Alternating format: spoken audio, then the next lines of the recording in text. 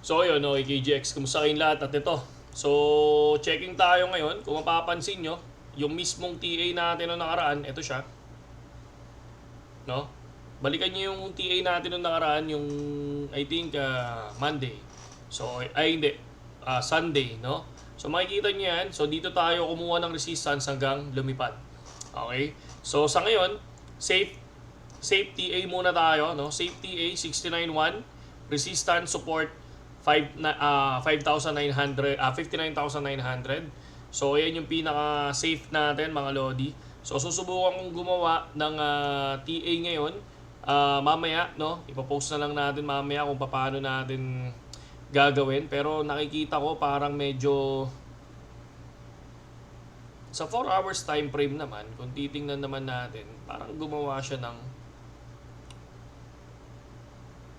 triangle. Pero tingnan natin mamaya. Tingnan natin. Pero ito, safe TA muna tayo. So hanggat hindi nakakarating ng 69.1 hanggang 59.900, so hindi tayo magti-trade mga lodi. So yun lang ang ating pinaka-safe pattern muna ngayon. Tapos bukas gagawa tayo. Dito naman ako sa Olonga po ng hanggang Tuesday. Hanggang Tuesday dito naman ako makapag-video tayo mga lodi. So abangan lang natin. Naglalaro ang Bitcoin ngayon mga lodi sa 67 tsaka 66, no? So sa 4 hours time frame ito ngayon 65.5, tapos bumabalik ng 67, ayan siya, no? So tingnan natin kung ano yung mga susunod na kabanata. Bukas is Friday. Possible magiging ano yung market natin, medyo gagalaw ng konti tapos biglang tatahimik. So every Monday nagbo-boom yan, every Monday sumisigaw ang BTC mga lodi, okay? So sa Telegram naman natin, solid na solid yung mga tropa. No, si Master Putin, nagbibigay ng signal yan, nagpipin dyan. So, bahala kayo kung gusto niyo sumunod. Pero solid yan, no? Bihirang natatalo to si Master Putin. Pero syempre, tulad ng sinabi ko sa inyo, sa tuwing papasok kayo sa crypto, dapat huwag kayo manisi kapag nagkamali yung nag-TA sa inyo, di ba? Kasi kayo pumili niyan, di ba? Pero yan, mga yan, is kahit na minsan nasusunog, wala talagang bawi. Basta importante, may risk management. Dapat ang gagawin nyo kapag nagbigay ng TA, sundin nyo rin yung mismong leverage na sinasabi niya. Tapos yung stop loss na sinasabi niya, dapat gawin yun. Huwag kayong parang sabik na laging nananalo, na gusto nyo lumipad pa, 'di ba? Kumbaga para sa akin, dapat natututo kayo sa yung parang simple lang, 'di ba? Yung kung basta profit, 'di ba? Good na. Hindi yung profit ka na, lumagpas ka na dun sa TA nila, ang ginawa mo, sinunod-sunod mo pa rin hanggang sa nasunog ka na. 'Di ba? Hindi ganoon ang crypto, mga lodi, no? And then kapag may puhunan kayo, nagkaroon ng profit, labas niyo yung puhunan niyo, yung profit yung paikutin. Pag nanalo ulit, labas niyo yung profit ulit yung paikutin, profit ng profit. Ganoon, para at least pag nasunog 'yon, may ihuhugutin ka, mga lods, 'di ba? Yun lang naman yun Ganoon lang kasimple naman talaga ang crypto hindi yung greedy. 'Di ba? Kapag nag-greedy ka, sa Dota lang yung greedy is good Sa Dota lang yun mga lodi, pero yung greedy ka talaga, wala. Oo, lagi kang panalo, pero sa susunod niyan, talo ka na, no? Kung nag-all in ka, mga lodi. And then, meron tayo ngayon dito, sa BitGet, mga lodi, no? So, kung titingnan natin, ayan, merong reward ngayon, mga lodi. Ayan, weekly hot coins. Ayan, ayan yung mga weekly hot coins ngayon, mga lodi. So, tingnan natin kung ano bang meron dito sa weekly hot coins ngayon. So, hindi ko lang ma-open, mga lods. Pero ano to, no? So, ang pinakamaganda dito, magdi-deposit ka lang, no? Magdi-deposit and magti-trade ng BGB, BTC, Pepe, SHIB, Ondo, Floki, RATS to win up to 2,700 USDT, 207 USDT mga lodi. From March 6 to March 13, mga lods, no? So, ilalagay ko lang yung link dyan sa description, mga idol. Tapos sabay try nyo i-check, di ba? So makikita nyo naman yan doon sa application, mga lodi. Okay? So ano pa ba yung pwede nating inyo sa inyo? Ito, kung titignan nyo si MM Crypto, sabi niya, alam nyo sabi ni MM Crypto, when ETH 4K. No, ako naman, sinagot ko dati, nagsabi ako dati ng January 11, all eyes on Ethereum. 2.5 pa lang yan. Kasi ang buying position ko sa Ethereum before, kung napanood nyo yung YT natin, 2.4. 2.42. Yun yung 2.432. Yun yung buying position natin sa Ethereum. Tapos biglang tingnan nyo, di ba? Tumawa pa, di ba? So, 2.6. O, 2.6. Ano na ngayon, mga lods? 2.6 dati, di ba? So, ano na ngayon? O, 3.8. 3.8 na. Di ba? So, ayan yun. Di ba tayo, ano lang, talagang sinasabi lang natin yung kung ano yung nakikita natin, mga lods, di ba? Alam niyo naman, talagang maraming magiging basher dyan, maraming tatawa sa inyo. Kasi wala eh. Alam niyo kung bakit? Wala, natalo sila eh. No? Nasunog, di ba?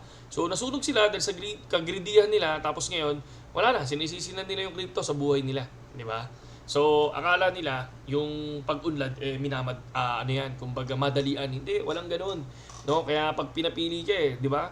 Diploma o diskarte. Ako, subukan mo hindi mag-aral, di ba? Subukan mo hindi mag-aral, di ba? So, subukan mo lang, di ba? Huwag kang mag-aral. Subukan mo huwag kang mag-aral. Tingnan mo saan ka pupulutin, di ba? Konti lang. Konti lang. Versus doon sa mga hindi nag-aral, tapos diskarte yung kinuha, konti lang. Konti lang ang umunlad, pero karaniwan hindi. 'Di ba? Totoo 'yun. 'Di ba? Magdiploma muna, mag-aral ka, no? So pag nag-aral ka, ayun na 'yun. Doon na 'yun, 'di ba? So ganoon lang kasimple mga lodi, no? So ano pa ba yung pwede natin inyo sa inyo? Watchers Guru, kung mapapansin nyo, ayan, New York Community Bank, NCYCB, stock trading, halted after crashing 42% today. Grabe naman to. So yung mangyari sa akin mga lods, no?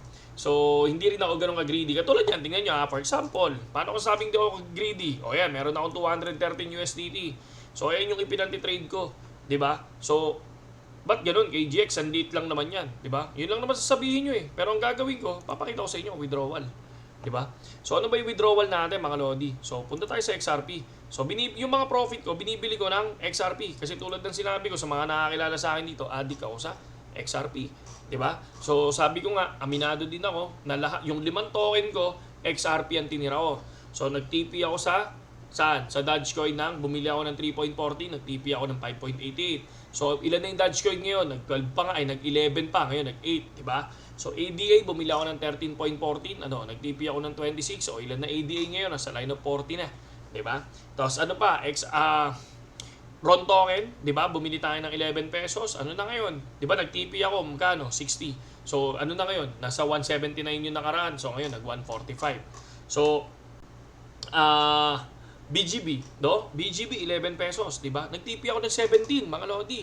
O ilan na BGB ngayon? Nag 50 plus. Nak ng teteng, 'di ba?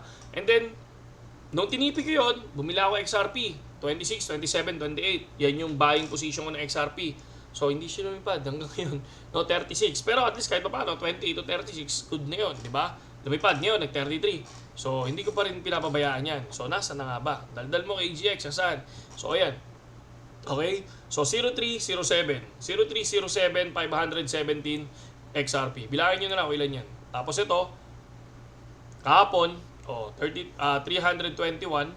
Tapos nung 5, 2003. Okay, tapos yung 24 ay yung 4, 200. Okay? So hanggang dyan lang muna, no? Para at least hindi naman nila masabi. Tulad ng sinabi ko, yes, nag-trade tayo. So kailangan pa bang pakita natin yung mga trading natin, mga lodi, para at least kayo, no? Ma-check lang natin lahat. Kaya na kasi sa dami ng picture dito mga lodi. Sa dami na nagpo-profit puro profit yung mga tropa diyan, Galing yan si Master Putin at si CM. Master Putin and CM, good yan. Kapag nakapasok kayo dito sa BitGet mga lodi, no? Doon sa link natin sa description, tapos pasok kayo dito sa Telegram, tapos yan ang sundin nyo, yan sila Master Putin, ang dami 100 plus, 62. Diba? Ayan, 22. So kay Jeblo nga, grabe, no? 2,000%. Kay Jeblo, eto, negative 57 si Chi. Grabe. Negative 57. So, 127. Ayan. Diba? Ayan. 12, 95%. Halos karaniwan, halos nagpo-profit mga lodi. No? Siguro yung iba, wala. Ayan, mga signal, naglalapag sila ng signal. So, ang layo. So, 5%, 50, 61. Diba? Layo nun sa akin, 62. So, hindi ko na makita yung sa akin. Sobrang haba na nito, no? So, yun lang sa ngayon, KGX. Kita-kits tayo mga lodi. Balikan natin yung TA saglit para at least for review lang. So far, ito pa lang tayo ngayon, no? Mahaba yung pasensya muna natin kasi kakarating ko lang. Hindi pa ako makapag-analyze. So, subukan natin mamaya or bukas makapag-check. Ayan, 69.1 support ay resistance, 59.900 support mga Lodi. Okay? Saludo sa lahat KGX. Magandang gabi sa inyo lahat.